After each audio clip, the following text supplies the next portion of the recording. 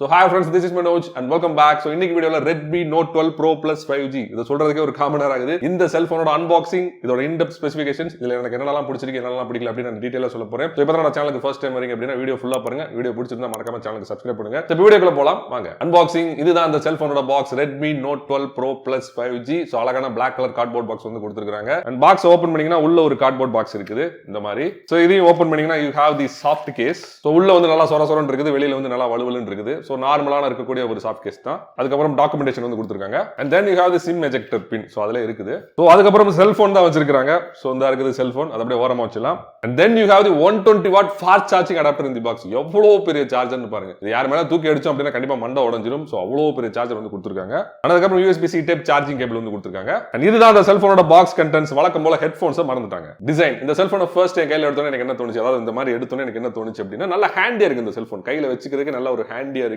நீங்க சின்ன கையா இருந்தாலும் சரி, பெரிய கையா இருந்தாலும் சரி, ரொம்ப ஈஸியா இந்த செல்போனை நீங்க ஹேண்டில் பண்ணிக்கலாம். அதே மாதிரி வெயிட் மேனேஜ்மென்ட்டும் சூப்பரா பண்ணிருக்காங்க. சோ பாருங்க, கேமரா பம்ப்ல இருந்தாலுமே நல்லா ஈஸியா பண்ணிருக்காங்க. அவ்வளவு ஈஸியா நீங்க கீழ போட்ற மாட்டீங்க. கிரிப்புமே பாத்தீங்கன்னா சூப்பரா இருக்கு.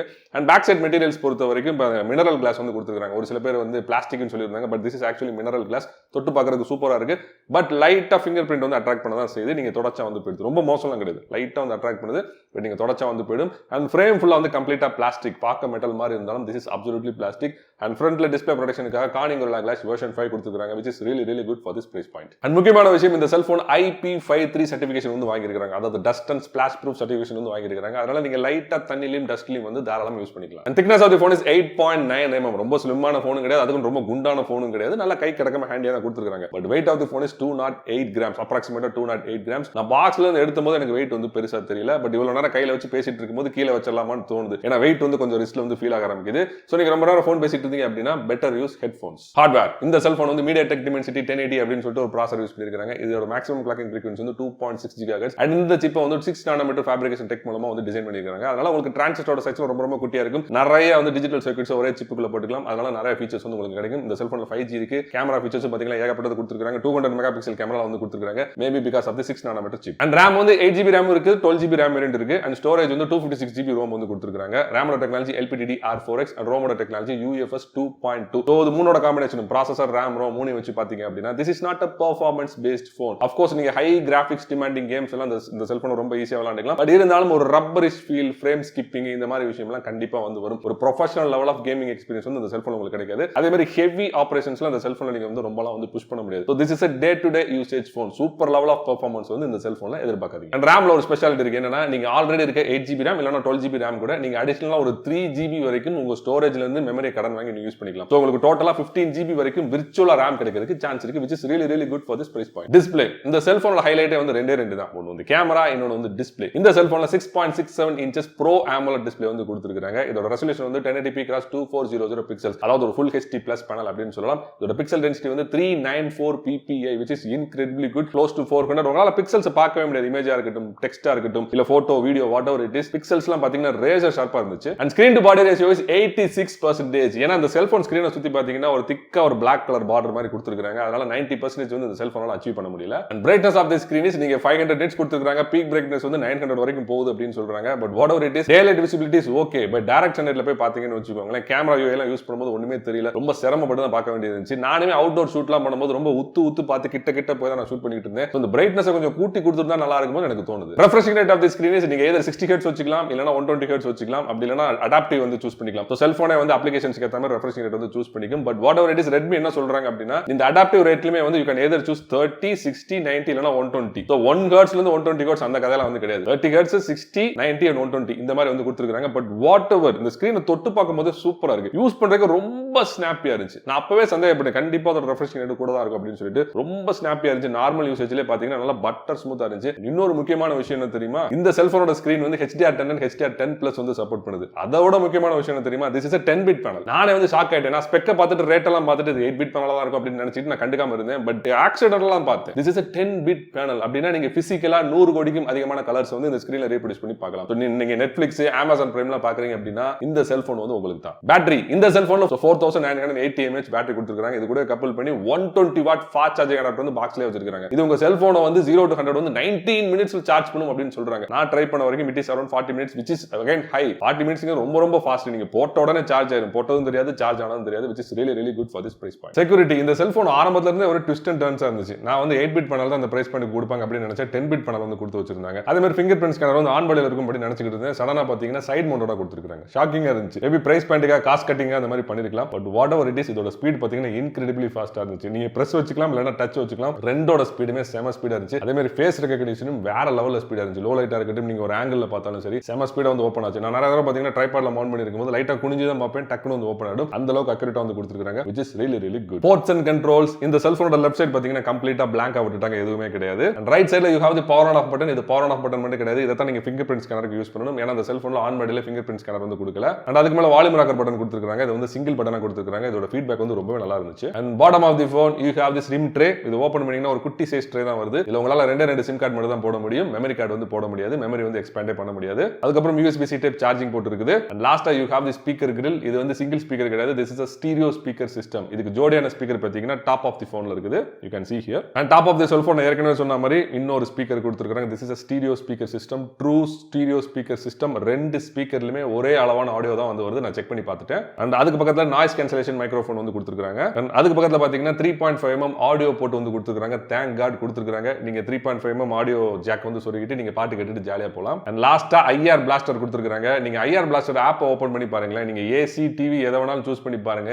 ஏகப்பட்ட பிராண்ட், லட்சக்கணக்கில் பிராண்ட் வந்து கொடுத்திருக்காங்க. நீங்க உலகத்துல எங்க வேணாலும் டிவி ஏசி வாங்கினாலும் எல்லாமே வந்து சப்போர்ட் பண்ணும் போல இருக்கு. அந்த அளவுக்கு வந்து சூப்பரா வந்து ஆப்ஷன் கொடுத்திருக்காங்க. நெட்வொர்க் அண்ட் கனெக்டிவிட்டி, இந்த செல்போன் வந்து ஒரு 5G செல்போன், உங்க எல்லாருக்குமே தெரிஞ்சிருக்கும். ஆல்மோஸ்ட் 10 5G பேண்ட்ஸ் வந்து சப்போர்ட் பண்ணுது. SN NS எல்லாமே சேர்த்து சொல்றேன். ஆல்மோஸ்ட் 10 5G பேண்ட்ஸ் வந்து சப்போர்ட் பண்ணுது. அதே மாதிரி ரெண்டு சிம் கார்டுமே அட் டைம்ல வந்து 5G சப்போர்ட் பண்ணும். ரெண்டு சிம் கார்டுமே டூயல் ஸ்டாண்ட் பைல 5G வந்து சப்போர்ட் பண்ணும். சோ நீங்க ரெண்டு 5G சிம் வாங்கி ரெண்டு சிம் கார்டுல போட்டு நீங்க சைடு பை சைடு வந்து ஸ்விட்ச் பண்ணி யூஸ் பண்ணிக்கலாம், which is really good. அதே மாதிரி Wi-Fi வந்து top of the line Wi-Fi 6 வந்து கொடுத்திருக்காங்க. and Wi-Fi features like Wi-Fi display, Wi-Fi hotspot, Wi-Fi direct, Wi-Fi memo எல்லாமே வந்து கொடுத்திருக்காங்க. Bluetooth வந்து 5.2 low energy version வந்து கொடுத்திருக்காங்க. Bluetooth ஓட ஆடியோ கோடெக் எடுத்து பாருங்களேன். LE, LDAC, A2TP, SBC and AAC almost எல்லா ஹை குவாலிட்டி ஆடியோ கோடெக்ஸும் வந்து கொடுத்திருக்காங்க. ஆல்ரெடி இந்த செல்போன் டால்பி வேற சப்போர்ட் பண்ணுது. சோ உங்க செல்போன் மூலமா ஹை ரெசல்யூஷன் ஆடியோவை நீங்க வயர்லெஸ்ஸா ஹெட்போன்ஸ்க்கோ உங்க ஏர்பாட்ஸ்க்கு வந்து ட்ரான்ஸ்ஃபர் பண்ணி ஜாலியா வந்து பாட்டு கேட்டுட்டே போலாம். அண்ட் இந்த செல்போன் NFC சப்போர்ட் பண்ணாது, FM ரேடியோவும் சப்போர்ட் பண்ணாது. ஓகே, இப்போ இந்த செல்போனோட prime selling point which is nothing but the cameras. இந்த செல்போன்ல 200 மெகாபிக்சல் aperture f 1.6 ஒரு பிரைமரி கேமரா கொடுத்திருக்காங்க.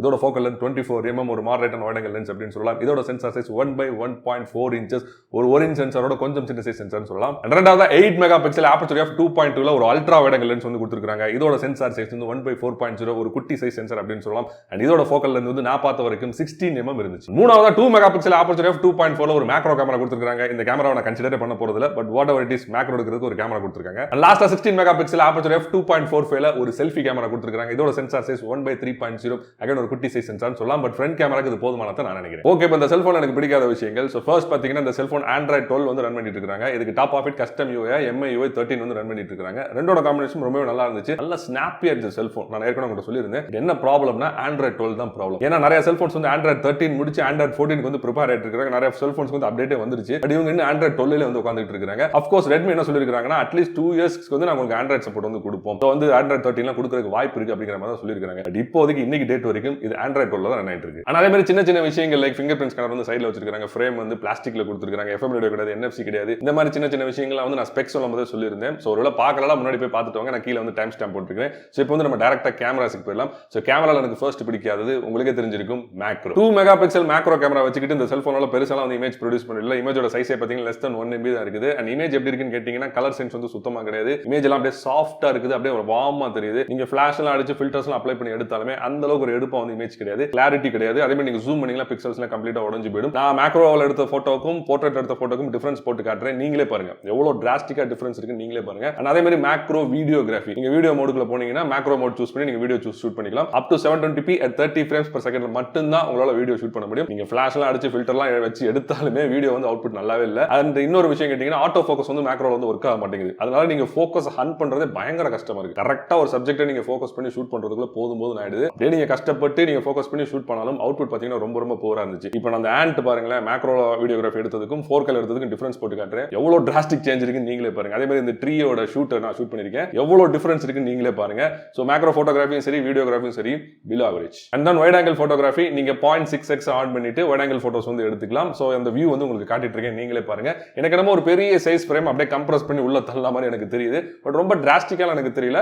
பட் நான் நோட்டீஸ் பண்ண விஷயம் என்னன்னு பாத்தீங்கன்னா கலர் சைன்ஸ் வந்து நல்லா இருக்குது. இருக்குது, பட் கிளாரிட்டி ஆவரேஜா இருக்குது, டைனமிக் ரேஞ்ச் வந்து ஆவரேஜா இருக்குது. போட்டோ வந்து நீங்க ஃப்ரேம்ல வச்சு பாத்தீங்கன்னா நல்லா இருக்குது, பட் லைட்டா ஜூம் பண்ணா கூட பிக்சல்ஸ் உடையறத உங்களால பார்க்க முடியும். அப்படியே கலர் சென்ஸ் வாஷ் அவுட் ஆகுறது உங்களால தாராளமா பார்க்க முடியும். நான் சாம்பிள்ஸ் போட்டுட்டே இருக்கேன், நீங்களே பாருங்க. அதே மாதிரி இன்டோர் போட்டோகிராஃபி, வீட்டுக்குள்ள எடுக்கிற போட்டோகிராஃபி எல்லாம் பாத்தீங்கன்னா கலர் சென்ஸ் சரி, கிளாரிட்டி சரி, டைனமிக் ரேஞ்ச் எல்லாமே வந்து ஃபேண்டாஸ்டிக்கா இருந்துச்சு. பட் ஒரு விஷயம் நான் நோட்டீஸ் பண்ணதுன்னா கொஞ்சம் சாஃப்டா இருக்க மாதிரி எனக்கு தோணுது. நீங்க ஸ்டுடியோ லைட்லாம் போட்டு போட்டோ எடுத்தீங்கன்னா கொஞ்சம் சாஃப்டா இருக்க மாதிரி எனக்கு தோணுது. பட் மிச்சபடி பாத்தீங்கன்னா பிக்சர்ஸ் வந்து சூப்பரா வந்துருச்சு. அண்ட் வீடியோ மோட் பொறுத்த வரைக்கும் உங்களால ஸ்டேபிள் வீடியோ வந்து ஷூட் பண்ண முடியாது. Ultra stable mode, stability mode அந்த மாதிரி எந்த ஒரு ஆப்ஷனும் வந்து கொடுக்கவே இல்லை. அதே மாதிரி எந்த ஒரு கேமராவும் ஆப்டிகல் இமேஜ் ஸ்டெபிலைஸ் கிடையாது, ஸ்பெக்லியுமே வந்து அவங்க சொல்லல. அதனால உங்களுக்கு வீடியோ வந்து கொஞ்சம் ஜிட்டரா தான் தெரியும், கொஞ்சம் ஷேக் ஆகி தான் உங்களால ஷூட் பண்ண முடியுது. நான் 1080p 60 கூட ட்ரை பண்ணி பார்த்தேன். ஏன்னா 60 frames போகும்போது கொஞ்சம் ஸ்மூத்தா இருக்க வாய்ப்பு இருக்கு. பட் அதுலயுமே வந்து வீடியோஸ் கொஞ்சம் ஷேக் ஆகிற மாதிரி எனக்கு தோணுச்சு. உங்களுக்கு ஒரு ப்ராப்பரான ஸ்டேபிளான ஒரு வீடியோ வேணும்னா பெட்டர் யூஸ் ஜிம்பல். அதே மாதிரி 720p at 30 frames எடுக்கிற வீடியோ எல்லாமே பாத்தீங்கன்னா ரொம்ப ஆவரேஜா இருந்துச்சு. கலர் சென்ஸ் நல்லா இருக்கு, டைனமிக் ரேஞ்ச் நல்லா இருக்கு, பட் கிளாரிட்டி பாத்தீங்கன்னா ரொம்ப ரொம்ப வர்ஸ்டா இருந்துச்சு. வீடியோ வந்து அப்படியே கொதன்னு இருக்குது, உங்களால பார்க்க முடியுதா? நீங்க ஒருவேளை கேட்கலாம், ஏன் 720p எடுக்கிற 4K ஷூட் பண்ணி போறது அப்படி சொல்லி நீங்க கேட்கலாம். there is option called beauty mode. உங்க ஃபேஸ்லாம் அப்படியே ஒரு டால் மாதிரி ஆக்கி நீங்க அழகா வீடியோ எடுக்கணும்னு ஆசைப்பட்டீங்கன்னா you can use this beauty mode. beauty modeல ஷூட் பண்ணும்போது உங்களால 720p at 30 ல ஷூட் பண்ண முடியும். கிளாரிட்டி வந்து ஆவரேஜ். ஓகே, இப்போ இந்த செல்போன்ல எனக்கு பிடிச்ச விஷயங்கள் ஆக்சுவலா நீங்க ஸ்பெக் பாத்தீங்கன்னா தெரியும், நிறைய பிடிச்ச விஷயங்கள் அதிலேயே சொல்லிட்டேன். பார்க்காதவங்க போய் பார்த்துட்டவங்க கீழே டைம் ஸ்டாப்ல நான் கொடுத்துருக்கேன். அழகான ஒரு டிசைன் கொடுத்துருக்காங்க, நல்லா ஹேண்டியா இருக்குது. கிளாஸ் பேக் பேனல், ஃப்ரண்ட்ல கார்னிங் கொரில்லா கிளாஸ் ப்ரொடெக்ஷன் கொடுத்துருக்காங்க. சூப்பரான ஒரு டிஸ்ப்ளே கொடுத்துருக்காங்க. 120 Hz ரெஃப்ரெஷ் ரேட் கொடுத்துருக்காங்க. 10 bit பேனல் வந்து கொடுத்துருக்காங்க. அதுக்கப்புறம் டால்பி அட்மோஸ் வந்து கொடுத்துருக்காங்க. அது ஸ்பீக்கர்லயே கூட ஒர்க் ஆகுது. டூயல் ஸ்டீரியோ ஸ்பீக்கர் சிஸ்டம் வந்து கொடுத்துருக்காங்க. இது மாதிரி நிறைய விஷயங்கள் ஏற்கனவே சொல்லிட்டேன். இப்போ கேமராஸ் பத்தி நம்ம பார்க்கலாம். அதுக்கு முன்னாடி ஒரு ஆடியோ சாம்பிள் போடுறேன், கேட்டுட்டு வாங்க.